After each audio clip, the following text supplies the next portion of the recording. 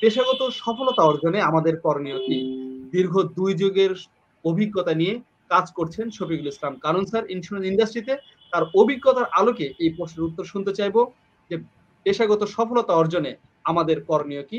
এই প্রশ্নের উত্তর দেওয়ার মধ্য দিয়ে আজকের বীমা জিজ্ঞাসা অনুষ্ঠান শুরু করবার জন্য অনুরোধ করছি। অসংখ্য ধন্যবাদ বিআইডিএস এর প্রেসিডেন্ট জনাব মাহমুদুল ইসলাম স্যারকে।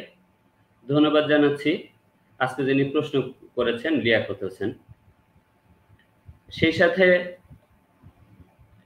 একটু কথা বলে নিচ্ছি যে এই বীমা জিজ্ঞাসা পর্বটি 84তম পর্ব। বেশিরভাগ পর্বে উপস্থিত থাকেন আমাদের বীমা জগতের গুরু কাজী মুর্তজা আলী স্যার। বিশেষ কারণে আজকে তার অনুপস্থিতিতে আমি আজকে অংশ নেওয়ার সুযোগ পেয়েছি। আজকে লিয়াকত আলী স্যার যে প্রশ্নটি করেছেন যে পেশাগত সফলতা অর্জনে আমাদের করণীয় কি? আসলে পেশাগত সফলতাটাই আমি যেটা মনে করি যে সর্বপ্রথম প্রয়োজন হলো সফলতা অর্জনের জন্য একটা সুন্দর পরিকল্পনা।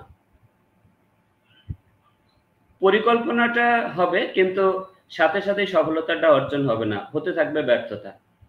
যিনি সবচেয়ে বেশি ব্যর্থতার জ্বালা যন্ত্রণা উপভোগ করবেন, যিনি ব্যর্থতাকে যত বেশি বরণ করবেন সাহসিকতার সাথে, তিনি সফলতাটা ভোগ করতে পারবেন এবং তিনি সফল হবেন। ব্যর্থতা ছাড়া কখনোই সফলতার মজাও বোঝা যায় না, সফলতা আসে না। তো পেশাগত সফলতা অর্জনে ব্যর্থতাটাই মানুষকে সবচেয়ে বেশি অগ্রসর করাবে।